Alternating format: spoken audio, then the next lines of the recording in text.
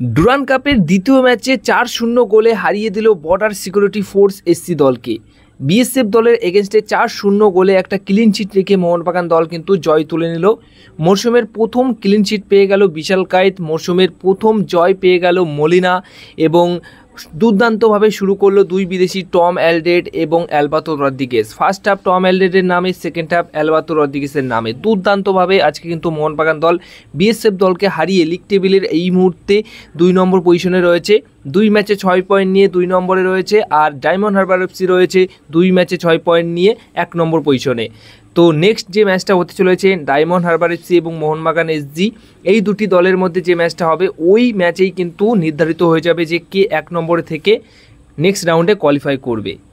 ভীষণ একটা গুরুত্বপূর্ণ ম্যাচ আমরা আগামী 9 আগস্ট দেখতে চলেছি। তো আজকের ম্যাচে অবশ্যই মানবীর সিং 24 মিনিটের মাথায় একদম শান্তশিষ্ট একটা গোল, দুর্দান্ত একটা বল বাড়িয়েছিল। বিশেষ করে আজকে রসান রিজার্ভ টিমের প্লেয়ার এত সুন্দর পারফরমেন্স করেছে, মানে অভিষেক, তারপর সুভাশিস, আশিস, এদের পর যদি একটা ব্যাকআপ দরকার ছিল আমাদের, তো সেটাও কিন্তু পেয়ে গেল। এই রোশান কিন্তু দুর্দান্ত পারফরমেন্স করেছে, মানতেই হবে আজকে।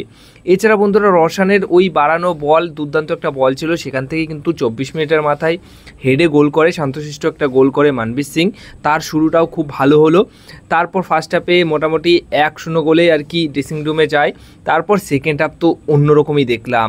লিস্টন এবং সাহাল আব্দুল সামাদের জুটি, দুর্দান্ত জুটি কিন্তু আমরা দেখলাম। যে জুটিতে সাহাল আব্দুল সামাদ একটা গোল পেয়েছে 61 মিনিটের মাথায়, যে জুটিতে 53 এবং 58 দুটি সময়ে কিন্তু এই 2 মিনিটেই আর কি লিস্টন কোলাসো দুটো গোল করে। লিস্টন কোলাসো কিন্তু অবশ্যই এই যে দুটো ম্যাচ, এই দুটো ম্যাচে 5টা গোলের অবদান তার হয়ে গেল, 4টে গোল এবং একটা অ্যাসিস্ট করে ফেললো। তো দারুণ শুরু করেছে ইন্ডিয়ান ফুটবলাররা মোহনবাগান দলের হয়ে এই ডুরান্ড কাপে। নতুন 2 বিদেশিও কিন্তু ভালোভাবে মানিয়ে নিয়েছে। মাঝমাঠে দীপক টাংরি, অভিষেক সিং, দীপেন্দু বিশ্বাসকেও কিন্তু একদম চনমনে দেখা যাচ্ছে।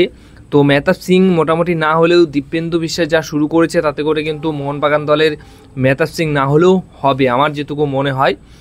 দারুণ শুরু করেছে মোহনবাগান দল। আজকের এই ম্যাচে জয় পাওয়ার পর কিন্তু 2 নম্বরে চলে আসলো গ্রুপ পর্বে, এবং এটা কিন্তু নেক্সট ম্যাচের জন্য আরও আত্মবিশ্বাস বাড়াবে। আর নেক্সট ম্যাচেই নির্ধারিত হয়ে যাবে কোন দল 1 নম্বরে শেষ করে নেক্সট রাউন্ডে কোয়ালিফাই করছে।